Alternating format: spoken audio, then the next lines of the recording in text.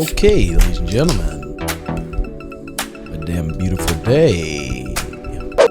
We're back again. Grab yourself a refreshment, get your posture up. Let's get serious, huh? I haven't had caffeine in about 4 days, so I might be geeking. Don't mind me if I start going off with old Ben Davis here. All right, 7 days from now, we'll be in Boston. Thank you very much. Gloria tells. All right, we're here with my friend here, Ben Davis. You said you were born and raised here? Born and raised, yeah. Damn.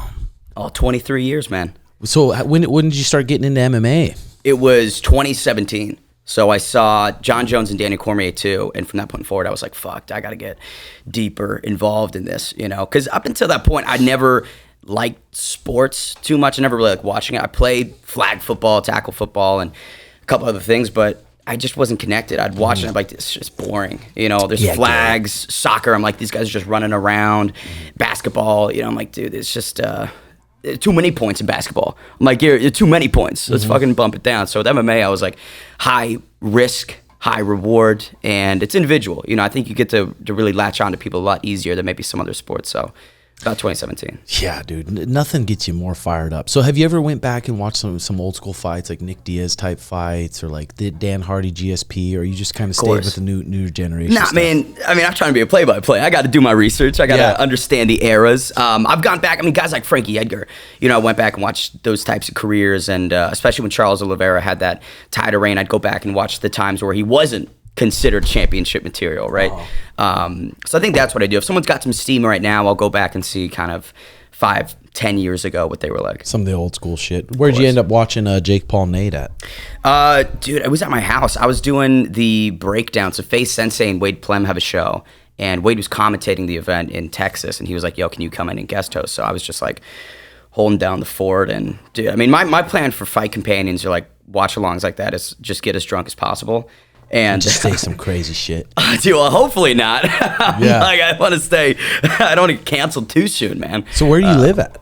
Just here, yeah, in Arizona. What? Yeah. You live in? I live up in Cave Creek, so like north of Desert Ridge. Oh fuck yeah! I didn't even know that. Yeah. How did I even find that out? Maybe I saw on maybe your story or something. You posted you were in AZ. Yeah. Well, the Jake Paul Nate fight. I mean, Jake looked good. Yeah. Yeah, he's improved. You know, you can tell the tangible increases in his skill from that Tommy Fury fight. And granted, they're different opponents. Like Diaz coming up 30 pounds from, you know, lightweight, he looked better than I was expecting, but at the end of the day, that's still a guy that fought at 155. Yeah. So I think any improvements that you could give to Nate, you got to still recognize. Against a guy like Tommy Fury, I bet he probably looked pretty similar to what he did when he lost. Yeah, I mean, for sure. Jake versus Conor, I mean, that might be more competitive than people think. Because Conor right now, I mean, Conor would be quite a bit shorter, but he looks like he's walking around at a solid 190. I'd say like 240. Probably, he looks fucking jacked. Dude, could you imagine? Fucking Conor hits jacked. the scales, 265. Looking like Alistair. Dude, yeah. No, I think that's, especially if like McGregor doesn't want to really have a lot more fights in the UFC, right? He doesn't want to compete there. He'd get a huge bag for fighting Jake Paul, but yeah, I don't know. I don't know if he'd want to put up with that because Jake's kind of a nuisance a little bit. Yeah, for sure. I mean, he's fucking good at selling the shit, isn't he? He is. He's a marketer, man. I mean, we knew that from Vine. We knew that from the Disney days. Like, this kid is a performer through and through. And I've the utmost respect for, you know, both him and his brother. But I'm like, yeah, I don't know if I like these guys very much. Do you want to see him get knocked out? Do I want to see Jake get knocked out? I don't know. Because it's not like I don't want to see anyone lose, really. Yeah. Like, I like when people put a lot of effort and passion towards something and succeed at it. Like, that's always feel good. I think that if he did get knocked out, I'd be split. Because half me would be like, okay, that's, you know, you've talked so much shit to so many people. There's that level of, ooh, that's what you get. But at the same time, I'm like, you know, he's a young dude. And he's put a lot of effort into this. And that would be just mentally tough to come back. Tough for any fighter to come back from, probably. Yeah, when you're out there and you're looking at a fighter and you just want to see him lose, well, then they're doing their job. You really, they're doing their job. And why, like, what is it in you that just, is it you hate their confidence so much, or they're annoying, or you think they're cocky, so you want them to lose? Really, what is it? But when did you start on Twitter, start letting it rip? Dude, I would say probably sophomore, junior year at ASU is when because I was studying finance, and so I was so business oriented during that time, and I just got really unhappy with it, and so I figured, okay, I gotta pivot and try and figure out what I can do that makes me a little bit happier. And I was an actor for like 10 years, and so I did a bit of sports broadcasting back in the day, and thought maybe there's an avenue here with mixed martial arts, if I can, and that's when Twitter, I was like, okay, if I can get a brand going or something, then maybe I can leverage it. But at the end of the day, it started just because I was like, I want to talk to people about fights. Because none of my friends fucking watch fighting. All these finance bros were, funnily enough, not combat sports guys. So I would be walking like a mile to a sports club in Tempe that's closed down now, called the Ice House. Every Saturday, I'd walk a mile to watch the fights by myself and then walk back to my dorm. And your buddies are into like tennis or different stuff like that. Yeah, they're like, dude, we're gonna go see the croquet matches on Sunday. No, they just weren't about it. There were a lot of guys that were, I know you're a big 420 guy. They were pretty weed heavy individuals, and so they would sometimes tolerate watching UFC with me, and then be like, all right, let's go back and smoke. And I'd be like, nah, it's not really, Yeah, you're not a big puffer? Nah, not really, man. I like edibles every now and again, but it's just, it's one of those feeling things. I like alcohol a lot more. You like hitting the booze? Oh, yeah, of course, man. Couple shots, loosen you up. Dude, the beers? Come on. And is that when you start loosening your lips a bit on Twitter? Maybe. That's, you can tell some nights when I'm a little, when I'm hitting the sauce a little bit. It's pretty clear. Who's the biggest reaction you've got from on Twitter where they got really fired up? Danis said he was going to put me in the hospital. Dillon Danis, I wasn't really talking that much shit. Yeah. I think he had posted something, again, he was chirping, as he always does. And I said, like, I'd fucking melt you or something. I don't talk shit a lot, really, to like fighters, because, again, I have a lot of respect and, a decent amount of relationships with them that I understand. It's just, bullshit. But with Dillon Danis especially, I'm like, I'm going to twist the handle a little bit. And so he DMs me, and he's like, I'm going to fly you out to Spar, and I'm going to put you in a hospital. And I was like, do it. Like, fucking, come on. So I gave him a deadline. I was like, last week, because I had a CFFC grappling match, and my foot was fractured in 13 seconds. So I was like, I'm kind of recovering for that. So let me get better. I had some gigs and some shows. So I was like, last week, July, let's fucking get it going. And I'd hit him up, I'd follow up, and he just, deadline passed, and pussy said nothing. Yeah, he's a puss. He's a big puss. So you do some jiu-jitsu? Nah, man, not at all. Oh, dude, yeah, no, it was fun just for shits and gigs. Like, I don't mind being the butt of the joke. And against Brad Bolton, who was the president of CFFC, legit black belt. Like, that motherfucker's talented. It was like a 5 days notice opportunity, and I was like, why not? I didn't have anything going on that weekend. But like 9 months ago, I was at Easy Combat Sports. Or not 9 months, no. 9 months my first year at ASU. I did a little bit of there. I'm at Fight Ready now, but sweet. It's hard to train, man. I'm on the road a lot, so it's like, what are you doing on the road a lot? So play-by-play.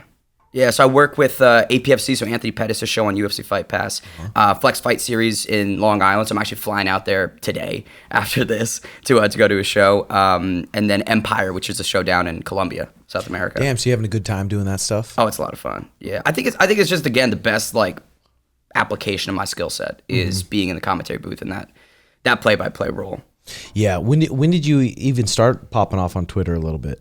Fuck, I don't know. I mean, this is my third account, dude. I've had 2 suspended accounts. Really? Why were you getting suspended? So the first time it was, it's kind of funny. So me and Chase Hooper, Chase is a good dude, and I did like this fake fight announcement. I had Marcel Dorff, the guy who breaks all the fights. He made me a little graphic, and so I did breaking. Chase Hooper will fight Ben The Bane Davis at fucking UFC, whatever. And at the time, I wasn't at that point well known, and so people thought it was a legit fight announcement. So in the replies, they're going, "Oh, Chase is gonna fucking kill this kid. They're gonna murder him." And again, I'm like, if I'm breaking the fight, you should be able to tell it's fake. But I would reply to people, and I would just repeat what they said. So like, if you said, "Oh, Chase is gonna rip his leg off," I would tell you, "I'm gonna rip your leg off." And Twitter thought that I was just threatening dozens of people, and so they axed me immediately. And about 6 months later, I'd started a new account. It was going pretty well, and I just out of nowhere got banned because they were like, "You're evading the first ban." I was like some on the run felon, you know what I mean? And they caught me. So yeah, that's when I had to really try and rebrand, and that's when it was a little bit more Ben Davis oriented versus like, because at the beginning it was just the Bane, like that's all it really was. But now it's a lot more me. Yeah, I didn't even know they really banned people on Twitter. Dude, back in the day, Elon's, he's changed things. It's the Wild West now. But back in the day with, that original team. What would it be? What would YouTube be like if Elon took over on YouTube? Man, those like Boston Dynamics robot videos? They would just be all that. Yeah. It would just be all that, man, on loop 24/7. Yeah, I was watching interview with GSP and John Danaher because they trained with Elon a little bit, and they said he's really physically fucking strong. Really strong. But he said Zuck's got the upper hand because I think Zuck's been training for a minute now. I know his training partner Kai Wu, the Shadow, and Kai's been with him for a decent amount of time, and he tells me, he's like, yo, Mark's not bad with it. Yeah, he can scrap. Absolutely. So I think Elon would have the size, and if Danaher's saying someone's strong, then that they're pretty fucking strong. Yeah. But at the end of the day, I think it boils down to the fact that Zuck's just been doing it for a little bit too long for me to seriously take Elon. Unless Elon was like, I'm going to take 6 months off and I'm going to train 3 hours a day. Yeah. For sure. At least 3 hours a day for 6 months with good people. But then it's like, that dude doesn't have the time to do that. No, dude, not at all, man. I mean, it's funny because like he could probably make the time. He owns everything. You know what I'm saying? So he could probably just be like, all right, you guys run this ship. I'm going to, fuck off and go hit the mats. But did you see the dick measuring contest? Betting lines? So they were, chatting about, let's just turn it into a dick measuring contest. I think it was like Bet Online or Bet AG released actual betting lines on their dick sizes, which I was like, that's fucking hilarious. Damn. And it's like some of those little guys, you don't think, but they got fucking hangers on them. Packing me. And some of those big guys, they just don't. But you never know. Elon made it seem like I think that he had a big old piece on him. Well, he's it's that ego, man. It's that confidence that would lead you to believe it. But I don't know. I'm not sure what the average size is in Johannesburg, South Africa, but I'm sure it's not too bad. Yeah. So they announced Logan Paul versus Dillon Danis. Yep. Yeah. I mean, Logan Paul versus TBA. Yeah. Danis is not making that fight, man. Yeah, I don't think so. I'm surprised they have the balls to even book Try that it again, too. But then I saw something to where he'll get fined $100K if he doesn't make the fight. But with all the crypto scams that they all do, I mean, Danis probably has $100K to give out. Yeah, no shit. With all the bullshit those guys get up to. Yeah, I don't know where Dillon thinks he's going to even beat Logan Paul or hang with him. Maybe he's shown up. He just wants then maybe they're going to pay him $1 million or something. And he wants to get that cash. But God, Dillon Danis, bro. He's insufferable. And it's tough because I feel he's a guy who had the world on a bit of a silver platter, right? McGregor's sparring partner, undefeated Bellator welterweight, a lot of hype, was going to fight KSI. I think that there was so many opportunities, and for him to just completely fuck them all off, I'm like, that's kind of why I almost dislike him and why I'm, outside of him being a shit person, I'm like, you could have really done a lot with yourself, but instead you've just been on the sidelines for what? Yeah, letting it rip. Letting it fucking rip. So do you have any like routines and stuff with your YouTube or social media, or not really? You just kind of go with the flow? Kind of go, especially on Twitter. Like I think I've gravitated much more for that platform just because I think it's a lot more informal. It's direct communication with people, and I think the community environment is a lot better for Twitter. YouTube and Instagram and like TikTok, I've tried several types of like content activation, and I'll run this show here, I'll do a live stream, and then I'll do this content for TikTok. It's none of it really worked. I'm like, oh shit, So Twitter's the only one that I really am super successful with, and I recognize I need to get better at these other platforms. Like I've got an editor, and we're trying to cook up some stuff for YouTube, but like I said, man, I'm like, dude, I'm kind of happy with my plate. I don't want to, The YouTube is just, it seems like it just takes so long. Like this Chris Will X, that's a podcast guy I listen to. He said it took him 300 episodes to get to 100K followers on YouTube. And now he's like way past 1 million. Yeah. It's just a slow grind on that YouTube. Yeah. When did you start doing like the podcast and everything? How long ago, Jay? We started the Timbo Sugar Show, I think, close to 5 years ago. We started the Timbo Sugar Show. And then this one, we started 2 years ago? 2 years ago for the Red Hawk recap, and fuck yeah, it's been going consistently pretty good. Next week we leave on Monday to Boston, and Sean hit up the sleep scientist to see how much we should switch our sleep, and he wrote down a whole protocol for us to slowly start going to bed later and waking up later. So we got to try to stay up till like 2:30 a.m. on Friday. Wake up at like 11:30, a.m. the next day and try to get it dialed in. So he's That's just crazy. so fast twitch. Let me just take a peek at the thing for a second. It's pretty interesting. How did you feel about Sterling trying to clown on the sleep schedule and all that? Yeah, I mean, who? It's gonna go either way. It's either Sterling's gonna choke him out or Sean's gonna knock him the fuck out. So we don't really know. Let me look here. This is the optimal sleep plan here. But at Sterling, there's eventually, if you're not doing this kind of stuff to keep your longevity up, you're not trying to eat healthy, you're not trying to really take care of your sleep, eventually it's going to catch up to you. Yeah. And if Sean goes out there and snipes Sterling in the first round because he's overextended and he's really forcing a takedown too much and gets cracked and slept, then maybe people start taking it a little more seriously. Hop on the mic and go, that's what the sleep schedule does, bitch. Yeah, for real. No, there's a whole fucking thing. I don't even want to go read it because it might be it's just dense. It might be boring. Well, I mean, it's the amount of data that you could probably extrapolate from, 9 hours of sleep, like REM versus, But these guys, I mean, they know they're going to try to get him at the optimal, ready to fucking go, optimal reaction time at that exact time. So it'll be interesting. First time to Boston. You been to Boston before? Yeah. Boston's a good city, man. Is it? It's fun. It's very historic. I mean, obviously a lot of those East Coast cities have a lot of history, but Boston is great because there's so many preserved areas. Oh. So like one street you could go on and it's modern paved. This is, just traditional city planning. But then the next street is literal cobblestones from 1798. Just the hood. Yeah, just the hood. Mm-hmm. Just the colonial hood, man. Mm-hmm. All right. So Connor, Connor, I love his tweets. And then he deletes him in the morning. So I wonder if he gets some good booger sugar in him. Yeah. Gets fired up, shadowboxing in his room, maybe takes a couple shots of whiskey. Hits a line and goes, it's time to get crazy. Starts tweeting. It's fucking sweet. But then he deletes it in the morning. So it does make you think maybe he is ripping some bumps. Yeah, the fact that he walks it back, it would be different if he just left it all up and was like, you know what?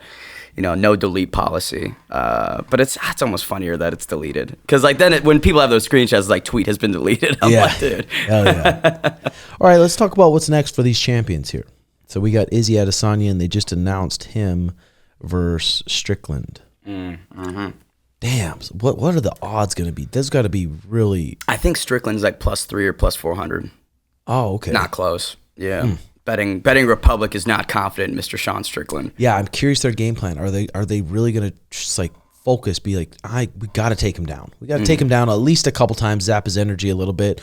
Or is Strickland going to start marching at him with his chin up in the air, swatting at punches like that? Because that's going to be a dangerous game to play with someone as fast and as accurate as Israel.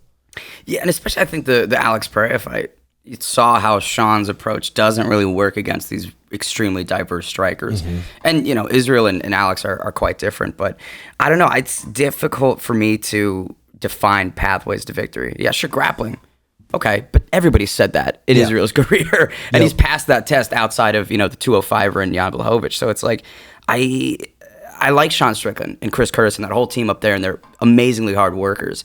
I just don't know what he can do, especially after that performance. Israel knocking out Alex like that. Dude, he's got some steam right now. Fuck yeah. And in his hometown. And Izzy just seems like the type that he's just going to work hard no matter fucking what. He's not going to be one of those champions that just is burnt out, trying to just get by. Well, they got good roots, man. I've been to City Kickboxing in Auckland. And I chatted with Eugene Behrman for a little bit. And the facility that they have is so unique because, some gyms, you see the ATTs and the AKAs, they got these huge open floor plans and all the facilities in the world. Dude, they're in just a fucking garage. Still it's like a 2-story. Yeah, the Uber pulled up. I was with my dad and one of his buds, and we were like, is this actually, where, Adesanya trains and Riddell and all these Hooker and all these guys. And yeah, and I think that level of just humble roots, grounded, is really helped him out. Can you imagine if Sean Strickland is the champ? Dude, I mean, Disney would pull the plug. Disney would be like, nope, you gotta remove him. You gotta assassinate him. And then he just has so much money now. Maybe he starts buying some chains and stuff. Yeah, dude, what do you think if you give Sean Strickland $1 million? What do you think he would buy with that? Yeah, I don't know. Maybe try to buy a tank. Dude, a tank or a bazooka or something. This little M1 Abrams with Sean Strickland just right in front of him. He's on the PA system, just shouting every slur imaginable. Yeah. Oh God. And then we got Leon Edwards. Nothing official for him, right? Nothing. I mean, the rumor mill is obviously Colby Covington, which is deeply irritating, I think, because Bilal Muhammad's right there. I get not a lot of people love him, but he's on a 9-fight win streak, 10-fight unbeaten streak. He's beaten, I think, 3 or 4 guys in the top 15, 2 of them in the top 5 or 10, right? So the fact that Covington's best accomplishments in the last 5 years are losses to Kamaru Usman irritates me that he would get a shot over Bilal. Because the thing is, he sells pay-per-views. Does he? Every pay-per-view he's on is stacked. And when he fought RDA and we got those, viewing numbers from Fox, they were like, this is like the lowest viewed, event that we've had. And I think that one was for the interim welterweight title. So I don't see the, I don't see the appeal, man, of Colby. Yeah, it sucks. It's almost like the Tony thing when he was on that big streak and then see what happens to Tony. But Bilal is a motherfucker. And I wonder if the UFC sits down and they're just like, we don't want this guy as our welterweight champ. We just don't. Yeah, I mean, I could see that. I could see that being their thinking. But again, I go, well, he's fucking earned it. So it's like, do you want to be taken seriously as a sport, or do you want to just be WWE entertainment-esque and fit in that category more so than you already do? Yeah. But I'm just waiting for the slap fighting on the prelims these days, man. I can't wait for, Big Gun Hercules versus Cash Pack Redneck. Have you watched a full episode of that? No, fuck no, dude. It makes it a little better when you watch a full episode because they're such fucking characters. Yeah. And it's like, I want to see these guys just slap the fuck out of each other. But the highlights are like, ugh. I don't know what the Nevada State Athletic Commission meeting was a couple weeks back, but there was a doctor where some of the UFC reps were like, yo, it's safe, like it's good. And then like a well-respected doctor stands up and goes, no, these are some of the most gruesome injuries that I've ever fucking seen. Like, it's kind of uncomfortable that they're pushing this so heavily despite a lot of feedback that's going, this isn't good for people. And the UFC's like, no, you're going to love it. Watch on Rumble. Like, yeah, I mean, they still get that feedback, but then still the views are just like huge. On social media, yeah. Yeah. I guess the clips. It's a sport for TikTok. I mean, it's a sport for those Instagram Reels and YouTube Shorts. But does that really mean it should get this huge push and should be platformed by the UFC? I don't know.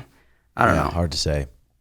So yeah, I mean, it would make it way more exciting if Khamzat was still in the welterweight division. Yeah, man. Like fuck. But that's gonna be Gonzo, and then we got Khamzat, Paulo Costa. Who you got in that one? It's an interesting one, because I think that Chimaev had a lot of struggles with the grappling against Gilbert Burns, and Burns is an unbelievably talented, grappler. But at the end of the day, he spent a decent amount of his career at 155, and so Chimaev struggling to take him down, then going up against a true 185er in Paulo Costa. I kind of feel like he's going to struggle a little bit. You know what I mean? That size and that athleticism of Paulo is, it's there. And does he sometimes joke around and take training a little bit, maybe not as seriously as he should? Sure. But like, I've seen that dude come into fight ready before. I've seen him hit the bags. Scary. The guy's a monster. He's fucking athletic scary. freak. So I don't know. I think Chimaev can certainly pull it off. Paulo Costa's put up some weird performances. That Luke Rockhold fight, I was like, what are you doing? Costa, what are you doing? So I think, I don't know. Depends on the game plan, but I picked Chimaev like 7 out of 10 times. Really? Yeah, 6 or 7 out of 10 times. Yeah, I mean, how much did it have to do with Chimaev going down to 170 and really depleting himself against Gilbert and then just starting with that pace? I'm curious what kind of pace he's going to come out with. Is he going to sprint right at him, try to take him out, or is he going to be a little more calculated with his energy? 3 rounds. I think he's sprinting. I think that motherfucker's a sprinter, baby. I fucking hope. But I mean, once it gets to a 5-minute round fight, is he still going to be sprinting? It's interesting because he's got that like Swedish wrestling background, right? So I mean, those guys are wrestlers, and you know more than me. Those gas tanks don't ever really deplete. Like you can just roll for hours and days. And yeah, it's when you're fighting in an actual UFC fight, it affects the cardio differently. But like, I don't know. Chimaev showed some holes in the stamina against Burns, but I think that was maybe a one-off. I think he's, he wanted to put on a show. He was a gamer for the audience in that fight. And then we got Islam Makhachev, and that got announced, him versus Charles, number 2, right? Yep, doing the rematch in Abu Dhabi, I think. Or is it Abu Dhabi? I don't know. I think it's Yas Island. October. I think it's on that same card. Yeah. I don't know about that one. Charles Oliveira has maintained the belief that it was a bad night at the office. I didn't show up. Happens. But I kind of feel like it's going to happen again. because Islam he's just different, dude. And that fight with Volkanovski, were there a lot of chinks in the armor that Volk was able to find? Absolutely. But I think Islam's going to get better from that performance. So you're talking about a guy in Makhachev who's going to level up against fighting the pound-for-pound best in Volkanovski, taking on Charles Oliveira, who's in the back of his mind going, I got demolished in the first fight, So I don't know. I think Makhachev retains, but dude, a little Dubronx era round 2, I would love a second title reign for Oliveira. The way Charles Oliveira throws those knees, stands up, he throws fast lightning hit kicks. It's definitely possible for him to knock him out. It's definitely possible. And then maybe this time he won't just accept the takedown so easy. Yeah. And try to avoid the half guard, because Islam went right into the half guard, shut down a lot of his attacks from the guard. What's that pull and guard? I mean, that was the live and die by the double-edged sword of, when you do get rocked, going, okay, I'm going to take a little standing 10 count or sitting 10 count, and nobody's really followed him down to the ground. Islam's like, yo, fuck it, I don't think Charles expected that, but... Yeah, and he did such a smart job at making sure it was into his half guard, not his full guard. And then we got Volkanovski. Did he get booked again? No, I think he's on the shelf a little bit right now. He's got options, dude. I mean, if he wants to take another crack at 155, imagine a fight with any of those top dudes. I mean, Volk versus Michael Chandler, Volk versus Dustin Poirier, Justin Gaethje. Like, I think those would be some really fun matchups. That he's done everything at 145 right now. Maybe Ilie Topuria if you want to get another title defense going, but I'm like, dude. Maybe he wants to do kind of what Izzy does and just literally take over the whole division. He's done it. I mean, inside the top, I think he's beaten everybody in the top 5 outside of Ilia. And I don't know. Even with Ilia, as talented as Ilie Topuria is, I'm like, Volkanovski's different. Yeah. I mean, you could just stay at that weight and keep stacking the cheddar, keep stacking the checks. Would you? How far away do you think Alex Volkanovski is from like the GOAT at 145? He's got to be there already, dude. Yeah. At 45, who else? Who else is even in the... I think the names are Holloway and Aldo, but didn't Volk's beat Aldo, right? He beat Jose Aldo? I'm not sure if they fought. I'm not sure if they fought. That would be funny if I just completely imagined a fight. That, yep. Then we got Aljamain Sterling. Aljo's looking fucking huge, dude. Dude, he's big. He is big and he is strong. We plan on seeing the best fucking Aljo, dude, because he's going to be confident. He's going to be confident that he's going to run through Sugar. What is because I think stylistically this is a challenge that you guys haven't faced in the UFC yet. Yeah. And not giving too much away, of course, but like, how do you adapt that for this training camp? Like, what has been the pivot? Bring in wrestlers, bring in the grapplers. Yeah, and literally Sean's whole career, he's been such a flashy striker that everyone is like, hey, just cut him off and put him on the fence. Cut him off, put him on the fence, and take him down. Every single person's game plan that was. And it's easier said than done with him. Yeah. Because he doesn't do the same things all the time. And he's really, really dangerous when it gets on the fence. But Aljo is so fucking spazzy. He's so spazzy and strong. I rewatched his fight with Pedro Munoz yesterday. He comes out and throws like 10 kicks in a row, just spazzy fucking kicks. Just wrestling with better guys and just doing the best we can. Getting Hart ready for 5 rounds, getting his body prepared for 5 rounds. It's gonna be a fucking tough fight, though. In terms of when you look at Sterling's title defenses and his reign as the champion, a lot of people would say that there's asterisks. You got the illegal knee. You've got Dillashaw coming in with one arm, basically. You got Cejudo off the shelf. Do you think that there's that many asterisks, or are you like, that guy's a real bona fide fucking champ? The asterisks? What does that mean? That means like there's questions. Like you could say, oh, it's a title defense, but Dillashaw's coming in injured. It's a title defense, but Cejudo hasn't competed in years. You know what I mean? Like, people try and discredit his reign. I mean, him, the way he looked against Cejudo, I mean, it's like, damn. Even though Cejudo had that long off, who else? And then Peter Yan the second time. Peter Yan is a fucking animal. Yeah. He's a scary animal, and he fucked him up. Peter made couple mistakes, and then one mistake, and Aljo's going to be on your back for the whole round. 100%. One stupid mistake. So, I don't know. I just think he's so dangerous, and I think he's so big for the weight class. His jiu-jitsu is so good. His wrestling isn't like that great, but put a cage in there. And the chain of it, man. I mean, he's just not fucking stopping. A good back taker. It's different if it's just a good wrestler, but he's a good back taker. He's good at jiu-jitsu, and now his confidence is really high. And he's got that great team. I mean, Sarah Longo is I would say one of the more underrated groups in the scene right now. And you got Marab up there, and obviously Frivola, just a really solid group of guys to train with.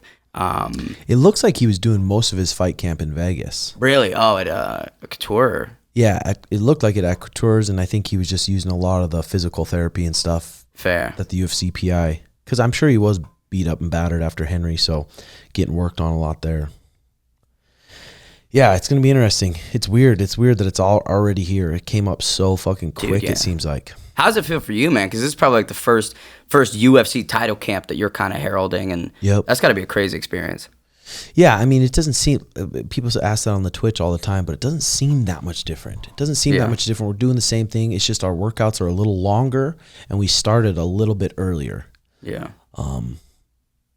It's nerve-wracking. If you think about the phrase Tim Welch, UFC champion coach, that probably sounds good. Yeah, I mean, for sure. Because I was with Robert Follis for a while, and he was the coach of Randy Couture, coach of Misha Tate, coach of some other, I'm pretty sure Rich Franklin, Nate Corey, a bunch of guys that were up there in the title champions and stuff. And yeah, to do that, it would be crazy. But it's really, any coach, I really just got blessed with a good athlete. Yeah. Like Sean's a good fucking athlete. You can be the best coach in the world, but if the athlete can't go make that happen, it doesn't matter. Exactly. So he can go make it happen. So yeah, it's pretty crazy. I don't know.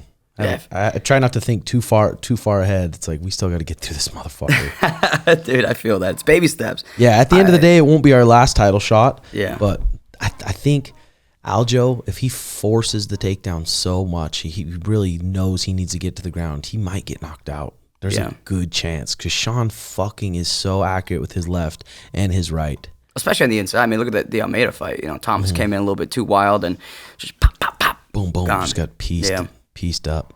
Okay, then we got Pantoja at flyweight.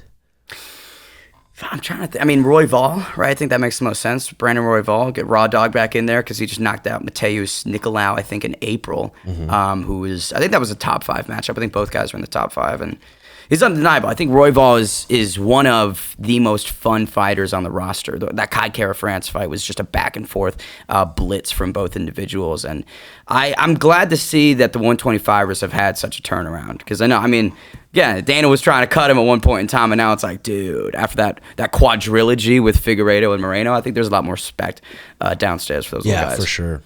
I remember one time at the lab, Henry brought in Pantoja, and Sean wasn't even in a fight camp right now, and they had Pantoja. Pantoja was getting ready for a fight. They had Pantoja fight Sean at the lab 3 rounds in a row. Jeez, he didn't even expect to be doing that, and this was probably 6 or 7 years ago. Yeah, and had him go 3 rounds. And right off the first round, Sean came out and hit him with a liver shot and put him down. Jeez. Put him down. That would have been the end of the fight. Well, hey, Sean can cut down to 125 maybe. I don't know where those 10 pounds would come from, man. Maybe we got to get the hair, a little bald Sean action. Bro, I think it was his pro career. He did cut down to 125 once. Jeez. And he just looked so fucking bad, dude. I remember when we were cutting the weight in the hot tub, and every bone in the back of his spine you could see. Every single one. He just looked like an Ethiopian just dying there. Doctor's like, we don't even need the x-ray, man. I can just look at you right now and see everything. Yeah. That's insane. How did the fight go? Like, when he cut that extra weight, could you really see the tangible effect on the speed or the pop and the punch? Like, what was the... Yeah, because usually you have to wait. You have to wait, especially when you cut at least 20, 30 pounds, you have to wait a little while to get food in you. Yeah. And I was on the trip, we were in Montana, and I made him some spaghetti. And I was like, just have 1 bite of the spaghetti. It was like half hour after he weighed in, and he had like 10 bites, and that just fucked his gut up all night into the next day, fight day. He had acid reflux. He was puking just from eating that little spaghetti, man. The tomato sauce too soon. Fuck. People don't realize that with fighters. How many guys are dealing with fucking gut aches in that cage because they rehydrated the wrong way or they ate some foods that their body's not used to. So they're worried about puking or shitting themselves the whole fight. So it's hard to focus on the fight. That happens more than you think. Yeah, dude. Yeah, for sure. I gotta cut some weight, man. I'll tell you what. Are you getting a little gut on you? A little gut on me, a little chub, dude. It's the road beers, dude. I put them down. When I drink, I drink. Because you get buzzed up. You get buzzed up with some of the other commentators and you guys just have a good time? Oh, dude, yeah. I think that's like one of the byproducts, a joy of doing it is just hanging out with these really cool dudes, especially in South America. Like me and Mickey Gall were commentating a show not too long ago, and I think we stayed like an extra 2 days after the event, and bro, just every night, so much fun heading out in Medellin. And he's a funny guy. He almost killed me. It's a funny story. So it's last night, 2 a.m. We get back to the hotel. We're just drinking a little bit more in the lobby. And this entire fight week, I see him popping the Zyn pouches in. You know what I'm saying? And I'm not a big nicotine guy. I've smoked a couple cigarettes here and there. But I was like, yeah, let me try one of those. So he's like, all right. So I take one of the Zyn packs. I pop it in my mouth. And after 5 minutes, I'm like, yeah, I'm okay. Because the feeling of it just hit me. And so I'm sitting down and it's just not getting better. And he's like, Mickey was like, yo, man, you okay? You're getting a little pale. And I was like, oh, no, I'm not doing good. I was in front of the toilet for an hour, dude. Oh. I was just there like fucking, no. Fuck. So on these trips and stuff, are you swiping on Tinder? Or are you looking for strange at all? Man, it's weird because like I was in a relationship for the last 5-6ish months, and so on the road I was a good boy, you know what I mean? But now that I'm single, who knows what's gonna happen? So you were dating a girl from AZ here, and then things went south. Yeah, it fizzled. Incompatible, man. Just what happens. Because she was just into some other stuff, and or just didn't have the same paths. I think so. I mean, I think it was a communication problem. Like, we just weren't communicating effectively. And the problems, I thought we had, like, good problem solving. And that turned out not to be the case. But at the end of the day, like, she travels a lot for work, too. So it's funny because, like, we live in Arizona, but it was basically a long-distance relationship. So I was like, oh, all right. But life moves on, baby. Yeah. And we keep the train rolling. So you're actively on the hunt? I mean, I wouldn't say actively on the hunt, but if the hunt comes to me, who am I to say no? I guess, like, especially in New York. I'm going out for PFL playoffs for like 9 or 10 days, and the Big Apple, baby. And you're wearing that black suit around the Big Apple. You're good to go. Yeah. That'll make the pusses wet. Oh, do you think so? I've got the opposite experience, man. Some people are like, what the fuck are you wearing, dude? I'm like, all right. Because that's the thing, is like, I wear this everywhere, and, it's the brand. You got to stick to the brand. And it was hard last year, especially at International Fight Week, because up in Vegas in July, it is just boiling. And I'm out on the street doing like some on the street videos, and I feel like all the sweat on my back, dude. I was like, in the summer times, maybe you should just put a black wife beater on. Maybe, and say, man. This is my summer fit. You like it or you don't. It'd be sweet. Okay, here, let's switch directions here a little bit. This is from Naval. He said, 2 kind of fools. Those who take religion literally and those who think it has no value. You a religious guy?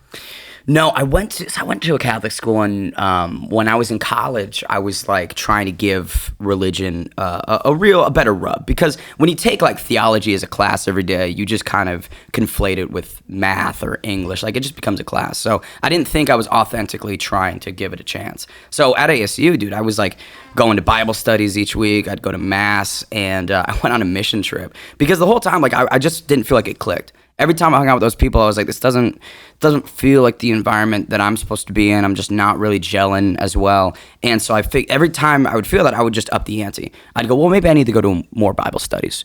Well, maybe I need to go to another mass. And then at the end, I was like, well, maybe I just need to go on a mission trip. And maybe it'll connect. So I'm down in Nogales handing out rosaries to people. I'm just like, the fuck am I doing, dude? So it's not for me, but I think that there is a lot of value in it, because it's a belief system at the end of the day. It's what engages you and motivates you. And morally, right? If you're sticking to the right path because the 10 Commandments, you're following that to a T, it's just being a good person, I think, at the end of the day. So yeah, for sure. Because were you influenced by your parents at all? Were they religious? No, my parents weren't religious at all. So that's the thing. Is like, I think a lot of people that are religious, it's because they grew up in that environment and they were brought up in it. My parents, like, we would go to, like on Christmas, we'd go to one mass a year, and every time I remember when I was younger, I'm like, what are we doing here? Like, listen. Guys, if you get to heaven and you're only doing one a year, you're not getting in. You're not getting in. So, I don't do it too much anymore. Yeah, for sure. How about you, big religious guy? No, I mean, I was raised a Jehovah's Witness, so I've been curious about it. And even Robert Falls, that coach Robert Falls, he was raised a Jehovah's Witness, and his brother ended up committing suicide because if you leave the religion and you get disfellowshipped, then your family's supposed to kind of shun you. Your family's not supposed to talk to you or anything. So I've always been just curious about different religions and what was the thing that Jehovah witnessed? Was it like a 144,000 are already chosen to go to heaven, but then when the world ends, then everyone else that has been Jehovah's Witness or whatever will go to paradise. And there's a paradise on earth. Okay. And I've asked them a lot about the paradise. So on the paradise, like grizzlies won't bite you. You never have any. Do you keep your memories? I'm like, well, no, you keep the good ones, but you leave the bad ones. I'm like, well, and technically that's not you. Yeah. It's some crazy stuff. So you're not supposed to play sports. You're not supposed to be around worldly people a lot. So I never was able to play sports until I was 14 when my parents got divorced. It's pretty intense. That is, could you imagine getting to paradise or heaven and then a grizzly bear attacks you? You're like, fuck! Yeah. But then he's cool. He's like, oh, what's up, dog? Yeah, I'm joking. Here's a Corona, Yeah, that shit. That's wild. All right, here's another one from Navalism. Bitcoin is an exit from the Fed. DeFi is an exit from Wall Street. Social media is an exit from mass media. Homeschooling is an exit from industrial education. Remote work is an exit from 9 to 5. Creator economy is an exit from employment. Individuals are leaving institutions. So did you go to college? Yeah. And what did you go to college for? So I did honors finance over at ASU. So I graduated last year. And was it worth it? I think it's interesting because there's a lot of ways to cut that cake, right? I think it was beneficial because of, you learn just a lot of critical thinking skills. And the networking and the experiences that I was able to have at ASU, I really appreciated. And a lot of the friends that I met there are great dudes and gals. But ultimately, I don't use my degree at all in sports broadcasting or, MMA media shit. Like, I don't use my finance degree. So it's nice to have in the back pocket because maybe one day once this all fails, I can just go back to that. But yeah, I don't know. I mean, I think I don't regret it. I think it's TBD on whether or not it was worth it. But because did you get loans out or how did you pay for it? Yes, I got a scholarship. So I'm a pretty good standardized test taker, and so my ACT I got like a 31 or something, and then my grades from high school and like the clubs and all that bullshit, I was able to get a pretty good scholarship. So you weren't super in debt. Nah, no debt. Thankfully. Because for someone who has to literally go to that student loan office and check off all that debt, like, you're fucked. You're starting off 6 feet under. I think like that's the insane position that a lot of people have coming out of college is like, again, yeah, you're down 60 grand or something. And then if you want to go into grad school, like let's say you're doing pre-med, there's another couple $100,000 that you're just eating. So I don't know. I'm definitely blessed and truly I'm always grateful for the position that, I'm in to try and do what I do. Because if I had debt or like I needed to pay off shit, I would have to be working like more of a conventional 9 to 5 or some remote gig. And I wouldn't be able to do what I'm doing right now. Mm-hmm.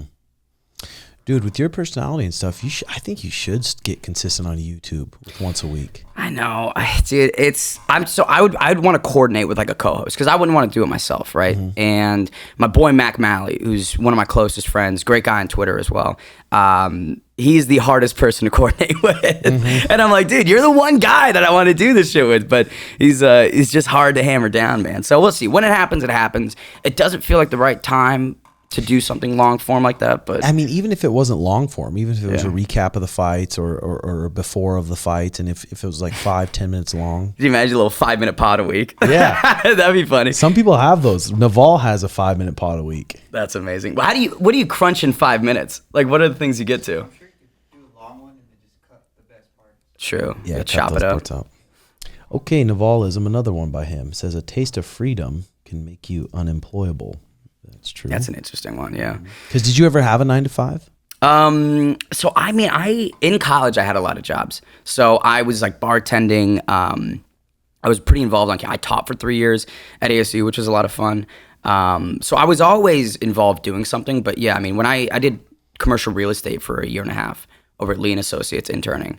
And then I worked at Amazon, which I think that wasn't a 9 to 5. That was 12-hour shifts. So dude, just delivering. No, not even delivering. I was area managing. So I was down at the fulfillment centers in Goodyear. And again, I live near Desert Ridge, bro. So I'm like, that's an hour drive. That's 2 hour each way plus 12-hour shift. I was not having a good time those 3 months for that internship. But yeah, I was managing. I had like 36 employees that I was responsible for, and I was like, fuck, I don't know what I'm doing. I had the L6s and the L7s coming down, upper management, and they're like, Ben, you're shutting down the factory. What the fuck are you doing? And I'm like, I don't know.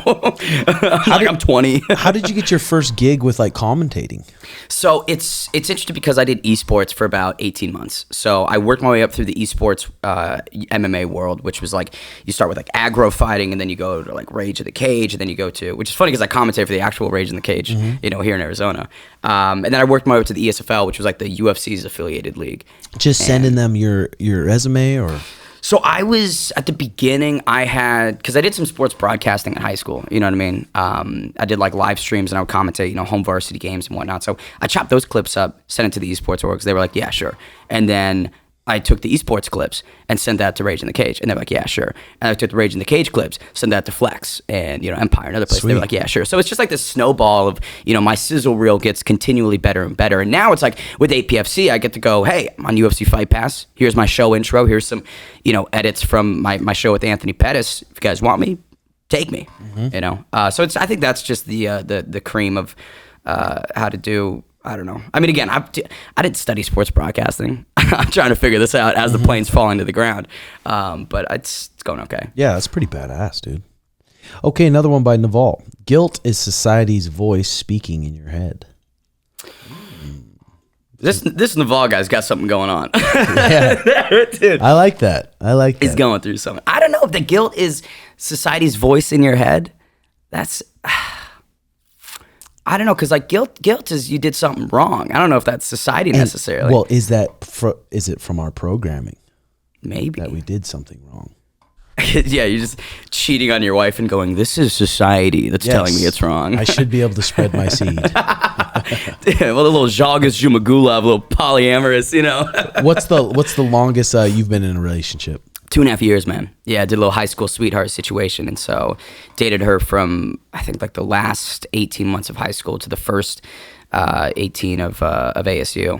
And yeah, still good friends with her. She's gay now, which is cool. You turned her lesbo. Yeah, dude. Dude, that's happened like 5 times. Really? Man. I'll like hook up with a girl, and then like 2 months later, she's got like a girlfriend there at like a Taylor Swift concert, and I'm like, whoa. But no, I'm still very close with her and her girlfriend. They're great. I'll probably go see them because they live in New York, so I'll probably see them this weekend. Usually, because you live on your own right now? No, dude, just with parents. Yeah. Again, that's why I say like I'm so privileged to have the position, because like I'm gone so much that if I had to pay rent, it's stupid. It doesn't make sense. Because commentating, again, like it's full time in terms of the schedule, but in terms of pay and compensation, it's not amazing. Yeah. So one day it will be. One day it will, hopefully, yeah. But it's I like I said, won't be able to do what I'm doing right now without the support and the people around me. Yeah, I mean, if you're super passionate about something and you have the opportunity to live with your parents, you Do definitely it. should. Just even if you don't, like out of college, like we were talking about, I think everybody should not have any desire to really run out into the world, and because you're just tacking on expenses, responsibilities, and it's great. Like that's what my parents did when they were younger. They were like, dude, we live with grandpa and grandpa for a couple of years, and I was like, all right. Yeah, I mean, to get in your own place. I mean, especially anymore, you're at least looking at $2,000 for a studio. Yes, in Arizona, dude, we're fucked. Our housing market is trash right now, so I'm like, yeah, whatever. I'll just. So does your mom and stuff when you're home make dinner, or do you make your own dinners and stuff? I cook. I chop it up in the kitchen. I don't cook well. What do you usually make? Like maybe some eggs and toast, or the simple stuff. Yeah, I go for the easy, low hanging fruit. A lot of chicken. Get a little chicken breast, and then get like my minute cup of rice, and then I heat up some vegetables and have a little, good little healthy meal. And then does your mom ever get on you about chores and stuff? Nah, I'm pretty, like, I'm a pretty organized, clean guy. They're decently hands off. They live in North Carolina most of the time anyways, because my brother lives out there. Oh, okay. So yeah, so during COVID, it's funny, he moves out, he's a firefighter, and I don't know if you know, but like AZ Fire is probably the top state in the country for the leading edge in firefighting technology and response, and just what we have here. But it's very difficult to get on with stations, and he's not exactly the best test taker. And so, you know, and it's dumb because it's like he has so much experience. He's volunteering, he's helping out with all these cadet programs, but he just roll into the testing, and he would suffer. So he struggled to get on for like 2 years here in Arizona, and during COVID, applied to a place in North Carolina. And within like a day, they were like, dude, you're hired. And he was like, fuck it, I'm gone. So he moved across country during COVID. And my parents were like, oh, well, you know, we want to see Andrew. And so my dad was like, let's just go get a little spot out there. And I was like, oh, that means he's the favorite son. I was like, that answered that question, you know, because if I move somewhere, you bet your ass they're not going, yo, we need to get a little spot. Like, I'd be on my own. Shit, that's pretty sweet. That's pretty sweet. For sure. Did you end up watching the Sandhagen Font? I didn't, because I was doing that live stream for Wade and with Faye Sensei. I heard that Corey pretty much just wrestle fucked him, and I'll say this, man, like, it was irritating to see the MMA community respond in that fashion, because come on, especially with how he was dealing with that shoulder, that elbow injury. I'm like, you can't knock the guy. He was prepping all camp for Dagestani and takes this really explosive, powerful boxer in Rob Font on just 2 weeks' notice to save the fight, save the main event, do everybody a favor. And sometimes you got to win. Sometimes you got to do what you got to do to win.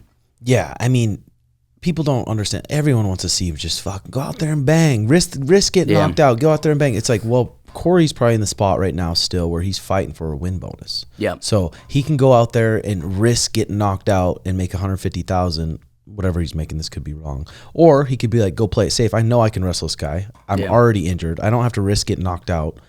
And I'll make $300,000, and I'll keep my ranking, and I'll keep moving up. That title shot potential. That's, you know what, have the Sandhagen O'Malley fight, that'd probably be a really fun striking, you know, back and forth.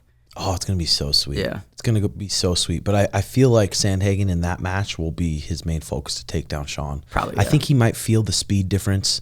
Might get cracked early and might wrestle him. But that's a dangerous fight because fucking Sandhagen's a motherfucker, dude. I'll say this. I did the one fight that I caught right before I had to start the live stream for Paul and Diaz was my boy Billy Quarantillo getting back in the win column. Damon Jackson's an amazing guy. He's a really, really fun fighter. So I was upset that they were squaring off because I'm like, I know these dudes, but Billy's close friend, and dude, I was screaming at my TV, man.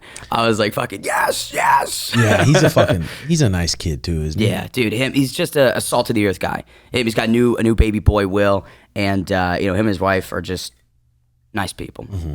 I was there in April when he got knocked the fuck out, which was brutal. Dude, Megan Anderson's a good friend of mine, so I'm sitting there with Megan, and I'm just like, see him walking out, I'm like, yes, his title, you know, ranking opportunity here, and then first round, just. Does she have a boyfriend? No, single. Yeah. Damn. She's busy though, man. You know, she's on the road a lot, doing a lot with ESPN. Acting is going super well for her, so she's, you know, we talk about it a lot, but I think ultimately her and I both know, like, she's just a little too busy for it. Because, like, it's a lifestyle thing. Like, if people don't understand that lifestyle, it's ultimately going to become insecurities or jealous. And then it's like, dude, Megan doesn't need somebody that's fucking, you know, oh, you're not texting me. Yeah. I mean, when someone's so passionate about something, they need to be dating someone who's passionate about their own thing. Absolutely. Or it's probably not going to work. The way that I look at it is, like, Eagles got to be with Eagles, you know. If I'm an Eagle and I'm hanging out with the Penguins, I'm not going to fly. You know, and it's difficult. It's been hard for me to find somebody that is on that same wavelength. But again, at the same time, it's not really a priority. It's not something I'm looking for. You know, I was happy in the relationship. I'm happy with relationships, but I don't give a fuck. I skip Bayless it, man. I'll tell you what. I skip Bayless. I'm like, my career is my priority. It's number one. Everything else comes second. And I've lived that to a T. Over the last 3 years, man, I've missed out on birthdays, holidays, everything. You know, because I'm like, this is what I want to do, and these are the sacrifices that I need to make. That's pretty sweet. You into any conspiracies at all? Man, I'll tell you what. So I was on the grassy knoll last year in April, and where, you know, obviously JFK got shot, and there was a guy he just set up a little table. He's got a trifold presentation, and he's running through the ropes on how the FBI assassinated JFK. And he had binders of like photos and interviews and transcripts from people. And he's like, these ones are not released to the public. They took them down, and I have them. Just he was showing you? Yeah, he was showing me. He was like, I have a DVD that you can buy. So I was like, fuck, bought a $10 DVD off this dude. And I you had to buy a DVD player to also. Yeah, dude. I'm like, fuck. Imagine he was sending out like VHS tapes, bro. That'd be a non-starter. No, but I think that one's so interesting, and especially his just wealth of items and these interviews. I'm like, what? I mean, from the way that he was talking about it, I'm like, I could see it. Yeah, I mean, for sure. So what about aliens and stuff? You seen much about that? Nah, wasn't it like 2 weeks ago that some government representative was like, "Oh, aliens are real," and then nobody cared. He said it on oath too. Yep. Yeah. Could you imagine committing perjury to lie about aliens being real, dude? Like, God. It's the dumbest thing to perjure yourself for. Yeah. So you don't really look into that shit much. No, I love it. Like, dude, I definitely believe in it. Yeah. Like, it's too dumb for me to think, okay, we're the only living beings in the universe, galaxies, infinite galaxies. We're the only dumbasses that are sitting on a rock. Like, there's no chance. I don't know if there's advanced technologies where we've got flying saucers and people getting beamed up and them stealing cows from farms and shit. I don't know about all that, but I can certainly see a scenario where, mathematically, some planet is positioned the same way we are, and life can form. And then you talk about, like, well, you get to the organism level, a cellular level, like that counts. That's life. Yep. So bugs. I don't know. Bugs, yeah. There's probably a couple roly-polies up in space. You know what I mean? And then I was looking at the History Channel the other day on YouTube, and they have a top 4 where they saw these flying saucers or whatever, and a lot of them were the same. It's like these 2 dots flying. Yeah. Some really old, some really not. I'm into the conspiracies a little bit, but not a ton. Not a nut, not a total nut. You're like, I'm interested. I just listen to I listen to the podcast. Yeah. What podcasts do you listen to most? Oh man, I was trying to get in like some true crime podcasts recently, like some unsolved mysteries or some kidnappings, crimes here. I like the Always Sunny in Philadelphia podcast. I think those guys do a great job. Especially with like the video production. Some podcasts is just audio. They knock it out of the park. But my favorite podcast is definitely, Matt and Shane's secret podcast. Well, Shane Gillis and Matt McCusker. Oh, I've never heard of that one. It's good. Dude, it's so fucking funny. Is it really? They're the most, I think, could be wrong, but I think they're the most successful Patreon podcast. They're making like $60,000 a month just on Patreon. So they just do their podcast on Patreon. I think so. Yeah, they have an episode on Patreon, then an episode that gets released to the public. Wow. Each week. So they just do 2 and 2. Yeah. Dude, and Shane Gillis is like the funniest fucking comedian in the world. Yeah, he's fucking hilarious. Is he your favorite comedian? I think so right now. Yeah. There's a lot of guys that I enjoy, and they're all so different. Like fighters, dude. It's the same thing with comedians. Sebastian Maniscalco, I love his physical comedy. His space work is second to none. Anthony Jeselnik, I love the deadpan delivery, the extremely dark humor. But yeah, I think Gillis is just like more of that relatable bro humor, and I don't know. Right now, that's kind of my kick. Yeah, right now for me, probably. I got a bunch. Theo Vaughn. Theo's great. Andrew Schultz, fucking hilarious live too. I watch a lot of Kill Tony. Yeah, I watch that each Kill week. Tony's excellent. Yeah, he's fucking good, dude. So have you had many run-ins with Dana at all? Do you have a good relationship with him, or? I don't know. I'm not sure. So I was a Howlerhead ambassador when they were running that ambassador program, and I made a lot of like fun, dumb videos to like promote it the way that I know how. And he sent me. It was UFC 274, I think. I think Sean was fighting Rowley on that night. I was there, and the Howlerhead team, because I showed up to a couple events, and they were like, "Yo, we want to upgrade your seats." And after I told them, the seats that I had, they were like, "Well, we can't upgrade you any more than you are." I was like, fair enough. So they just sent me some merch, and Dana sent me like one of those cocktail recipes with like thanks for being a good ambassador, which I'm 99% sure is someone said, "Hey, just sign this," and then they put "thanks for being good." Yeah. So I don't know. I don't know if the top brass know too much about me. Brendan Fitzgerald is a good friend, and I text Anik every now and again, mostly just like, "Hey, crushed it. Good job, man." He's fucking good, isn't he? Dude, he's the best. He is really the absolute best. And, there's, with him and Brendan, they've got such enriching stories about how they got to that point. You know what I mean? And with Fitzgerald being laid off from ESPN and then a month later getting the Contender Series opportunity, and now 5-6 years on, what he's turned that into it's incredible. It's inspiring, man. Yeah, it's freaking badass.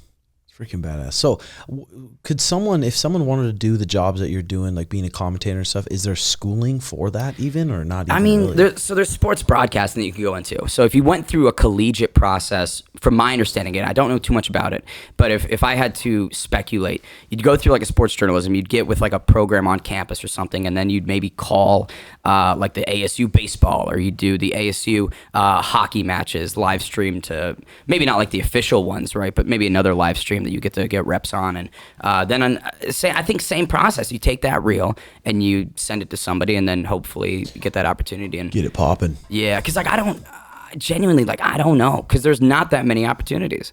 You know, especially think about in mixed martial arts, especially UFC's got 2 guys. PFL has Sean O'Connell. One championship just hired a dude for their, Amazon events. Bellator's got Mauro and Big John. There's not that many spaces. Yep. So to get to the top, you kind of have to approach it from an unconventional angle, which is why I'm glad I didn't fucking study it. Yeah. Because I'm like, there's a mold that I probably would have, subscribed to, and for sure. I'm just not interested in doing that. Yeah, for sure. So here we go. Breaking here. Hasim Rahman Jr. is confirmed as the official backup opponent for Logan Paul. Wow. Okay. It's interesting. Yeah, Hasim, I saw that they had a potential offer for that Anthony Joshua fight, Hasim Rahman Jr. and Joshua, but it makes sense to get a backup because, again, Dillon's not showing up. And this is, here. Actually, you know what? Still an open invitation. Dillon, you want to fucking mess around, we can mess around. Mm-hmm. But again, he didn't show up to that. He's not going to show up to this. So Hasim and Logan, I think that's a fun fight. Hasim's a good boxer. I wish Dillon would drop a vlog of like what he does every day.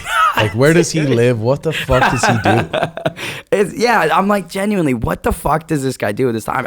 Is he legit just always in the gym training and never doing shit, or is he at home? We don't know. But I mean, you watch him training at all, it's like he's definitely not in the gym doing it constantly, or he'd look better than that.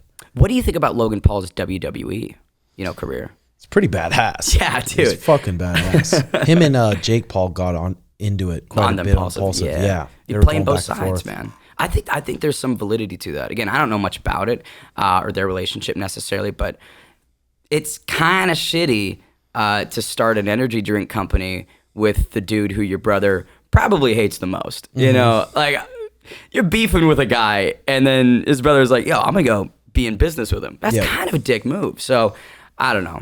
We'll see. Logan talking about how he's a better boxer, and I went toe to toe with Floyd. You didn't go toe to toe with Floyd Mayweather. You existed in the same ring with him for a period of time. It wasn't toe to toe. So Logan, I think both guys are just way too up here. They're too egotistical. They think they're a lot better than they are. Just businessmen. Which you have to be. You have to be, man. Yeah. Yeah, balling businessmen. Last one here, main event, Stipe and Jon Jones. Yeah. That's the next 4 main events. It's Sugar, Aljo, Stickland, Izzy, Islam, Charles, Jon Jones, Stipe. Man, I think Jones is done after this one. I think he retires on top. I love Stipe Miocic. Again, great story. The firefighting connects with me personally. But at his age, coming off of the loss that he had to Ngannou, I don't know. Maybe Stipe a little bit more in his prime, 4 years ago. That would have been pretty competitive. I think his boxing was pretty good.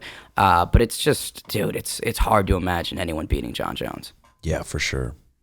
I do feel like this might be his toughest test. I mean, like you said, 4 years ago maybe, though. Because fucking Stipe is beast, bro. He can wrestle and he can box really well. And I mean, he's been on the sidelines. Who knows? Maybe he's just been sharpening the tools. Yeah, he's healing up. Yeah, healing up, getting the strength and conditioning a little bit better and turning back the clock. I think like you were talking about with the sleep, there's a lot you can do to de-age yourself almost. You know what I mean? Stuff you take to your body and, turn that biological clock back. So who knows? Maybe Stipe at, I think, 40, 41, maybe will look like he's 32. Who knows? It seems like the heavyweights can scrap a lot longer. A lot older. The longevity. You keep up with Andrew Tate much? Not particularly. I know you guys did the pod with him in Abu Dhabi. I don't really love a lot of his stuff, man. I mean, he's polarizing, which you have to be. You have to have those opinions and get people talking, but it's just too sketchy, man. It's a little too sketchy for me with the sex trafficking bullshit and, him just flaunting the cam girl business. I'm like, more power to you, dude, but that's not my vibe. Yeah. Not big into them, huh? Yeah, I guess like again, we're talking about belief systems. You want to empower yourself the way you want to empower yourself. More, credit to you. But when I hear stories about like kindergartners doing all the alpha male and the Cobra Tate shit and talking back to their teachers and just like the disrespect that they've generated by watching Andrew Tate. Yeah. And these elementary school teachers are like, I can't fucking deal with these kids anymore because they're insane. And I'm like, that's where it becomes a little bit problematic. And the dogma of Andrew Tate is where I'm like, all right, because these kids don't know any better, so they'll just like fucking women are objects, and I'm like, you're 5. Like it's not fine. I'll fucking have a vagina then. No, but so I don't know. I think Tate and his brother, they got a lot of problems on their plate right now. So. All right, we're right at an hour. Thanks for coming in, Ben. You're taking off right after this? Yep, heading to the airport. Where are you going again? New York, yep. Flex Fight Series this Friday. And then UFL 3. I'm going to be back here doing UFL, hopefully. Not the commentating, but some pre-show, post-show stuff. So I don't know if you guys are... Well, you're going to be in Boston, right? Yeah. The Flex one, is that on Fight Pass? Or? No, dude. They've got their own like distribution. I think like Spectation Sports or Throwdown Sports or something. Oh, cool. So, yeah. Sweet. I don't know about regional promotions putting their stuff behind a paywall. I've been vocal about this, especially with Flex. I'm like, yo, you're just limiting exposure for sure and audience building. But, yeah. Sweet. Where's that? Well, thanks for popping in. You can check out Ben. Your Twitter's at Ben Davis, right? At Ben The Bane Davis. At Ben The Bane Davis. Check him out. And check out patreon.com/RedHawk Academy. I'll have a bunch of the behind the scenes stuff for this Boston trip and stuff going on there. And then hopefully Garrett's going to bring all the pod equipment and we'll do a Red Hawk recap next week. But if not, we'll see you the week after. But for sure on Patreon, I'll go live and we'll do some stuff. So thanks again, Ben. Thank you. All right. Love you all. Hit that like and subscribe button. Thank you so much. Bye-bye.